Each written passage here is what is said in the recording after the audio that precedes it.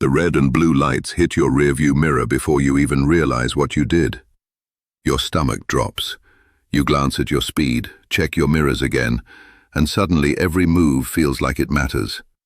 You slow down, signal, pull over, and now your hands feel awkward on the steering wheel. Too stiff? Too relaxed? You're thinking about everything at once while that patrol car sits behind you, engine humming, officer watching. You hear the door open, footsteps, a pause.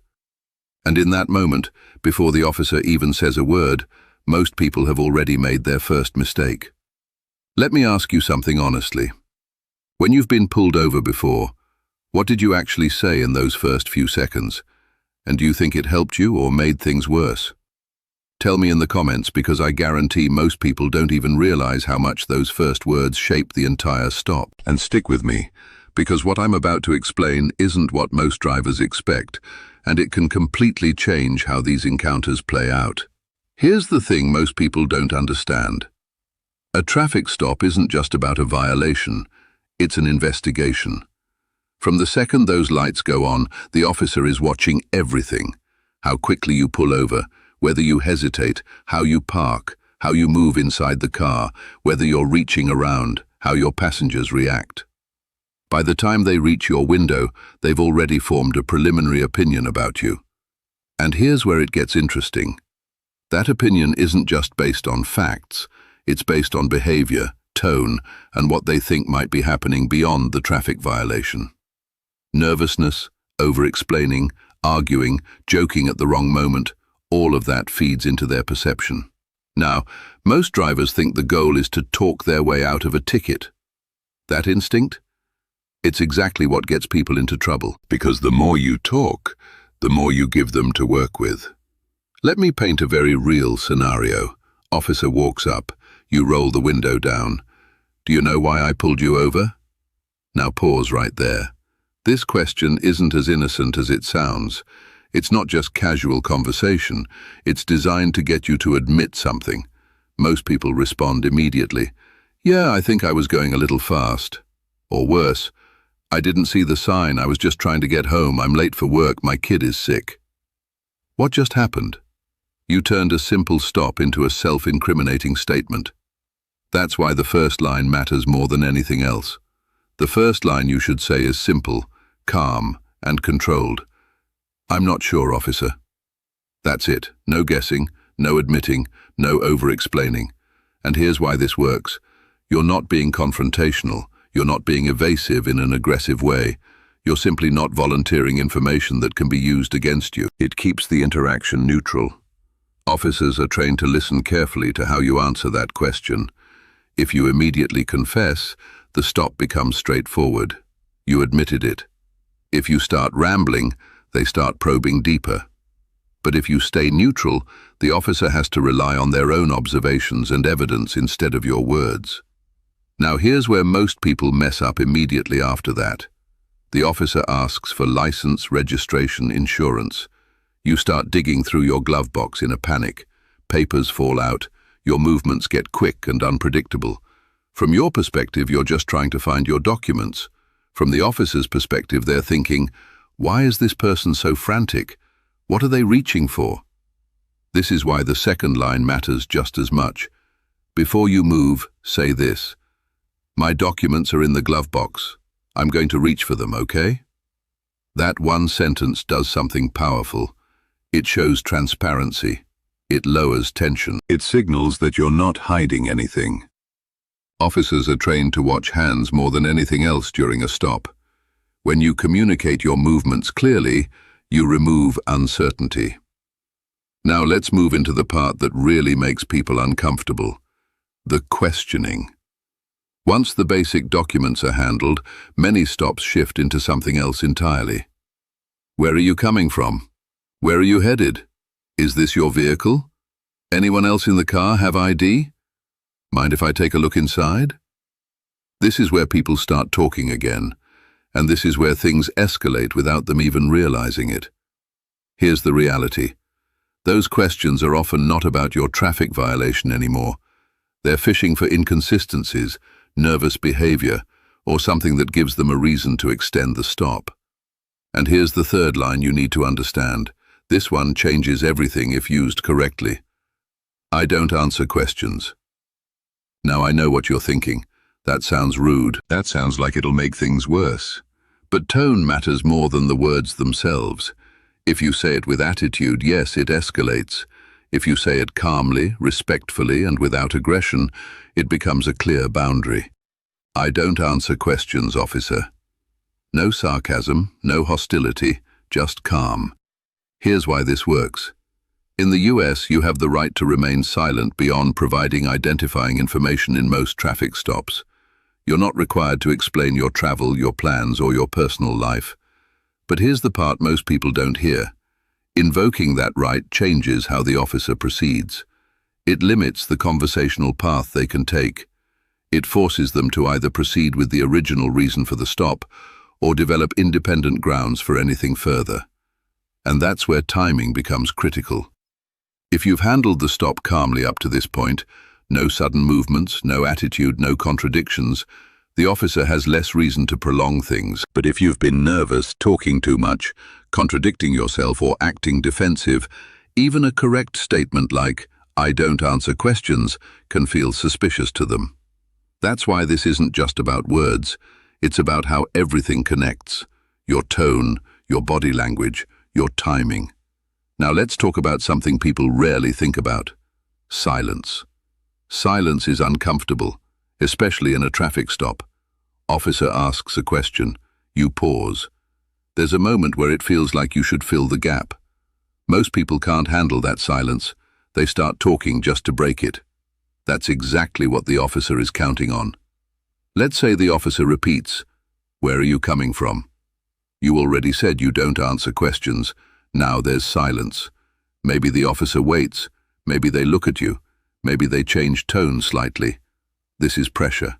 Subtle, but intentional. If you hold your ground calmly without escalating, something interesting happens. The stop often shifts toward completion, because without new information, the officer either issues a citation, warning, or ends the interaction. But if you crack under that silence and start explaining, you reopen the door. Now here comes the fourth line, and this one is the closest thing to a stop-ending phrase when used properly. Am I being detained, or am I free to go? Again, tone is everything. You're not demanding, you're not challenging authority, you're asking for clarity. This question forces a decision point. The officer has to either articulate a reason to continue detaining you or let the stop conclude. And here's something most drivers don't realize. Traffic stops are supposed to be limited in scope and duration. They're not meant to turn into open-ended investigations without cause. So when you ask that question calmly, after you've complied with basic requirements, it signals that you understand your rights, and more importantly, that you're paying attention to the structure of the stop. Now let me show you how this plays out in a realistic situation. You're pulled over. Officer approaches. Do you know why I pulled you over? I'm not sure, officer. License and registration. My documents are in the glove box. I'm going to reach for them. You hand them over. Everything is calm so far. Where are you coming from tonight? I don't answer questions. There's a pause. The officer looks at you, maybe studies your face, your hands, your posture. Where are you headed? I don't answer questions. Another pause. The officer might try a different angle. Mind if I take a look inside the vehicle? I don't consent to any searches. Notice something here. You're not arguing. You're not explaining. You're not escalating. You're just setting boundaries. Now time passes. Maybe they go back to their car. Maybe they run your information. Maybe they come back with a warning or a ticket. At that point, if things feel like they're dragging without clear direction, that's when the final question comes in. Am I being detained, or am I free to go? In many cases, that's the moment the stop wraps up. Not because it's magic, but because you've removed the extra layers that usually prolong these interactions. Now let me be very clear about something, because this is where people misunderstand and get themselves into real trouble. This is not a script to beat the police. This is not about being clever or trying to outsmart anyone. If you're aggressive, sarcastic, dismissive, or disrespectful, These exact same words can make things worse. Officers are human. They react to tone, attitude, and perceived threat just like anyone else. If you come across as confrontational, even correct statements can escalate tension. And there's another risk people ignore. Some officers will push boundaries. They may repeat questions. They may act like your silence is suspicious. They may hold your documents longer than expected. They may ask passengers questions instead. That's where people lose patience. They start arguing. They start saying things like, "I know my rights," or "You can't do this." And now the dynamic changes completely, because now it's no longer a calm interaction. It's a challenge. The smarter approach is controlled consistency, calm repetition, no emotional spikes. If they ask again, you respond the same way. I don't answer questions. No variation, no added commentary. Now let's talk about passengers, because this is another area where things quietly spiral. Officer leans over, looks at your friend in the passenger seat. "Hey, where are you guys coming from?" Your friend laughs nervously. "Oh, we just left a party." Now you've got conflicting information, or at least unnecessary information in the mix. Passengers often don't realize they're part of the situation. They think they're just being polite. But from the officer's perspective, they're another source of information. That's why experienced drivers often brief their passengers beforehand. Not in a paranoid way, but in a simple understanding. Don't volunteer information, because one loose answer can change the direction of the entire stop. Another thing people don't expect is tone shifts. An officer might start friendly, then become more direct, or start strict, then soften up. These shifts are not random. They're often responses to your behavior. If you're calm and controlled, the stop tends to stay structured. If you're inconsistent, nervous one moment, defensive the next, it creates uncertainty, and uncertainty leads to longer stops. Here's something else most drivers never consider. Time perception during a stop is distorted. What feels like 10 minutes might actually be 3. What feels like a long delay might be standard procedure. When people think they're being held too long, they often react emotionally. That reaction, not the time itself, becomes the problem. That's why patience matters more than people think. Now, let's address a common myth that gets people into trouble. Some believe that staying completely silent from the beginning, no communication at all, is the best strategy. In reality, that can escalate suspicion quickly. There's a difference between controlled communication and total refusal. Providing your documents, explaining your movements before reaching, responding minimally but respectfully, that's controlled communication. Total silence without context can feel abnormal in a way that draws more attention. Balance is everything. Another mistake? Trying to be overly friendly. Joking, laughing, trying to build rapport. It sounds harmless, but it can backfire. If the officer isn't in that mindset, it can come off as insincere or distracting. Neutral professionalism works better than forced friendliness. Now here's a subtle point that most people completely miss. Your goal during a traffic stop is not to win. It's to end the interaction safely, quickly, and without creating additional problems. Those are very different objectives. Winning is emotional. Ending the stop efficiently is strategic. And the 4 lines we talked about, they're not magic phrases, they're tools. When used correctly, they reduce risk, limit unnecessary conversation, and keep the interaction focused. But when used incorrectly, with attitude, impatience, or misunderstanding, they can do the opposite. So next time you see those lights in your mirror, think about what actually matters in that moment.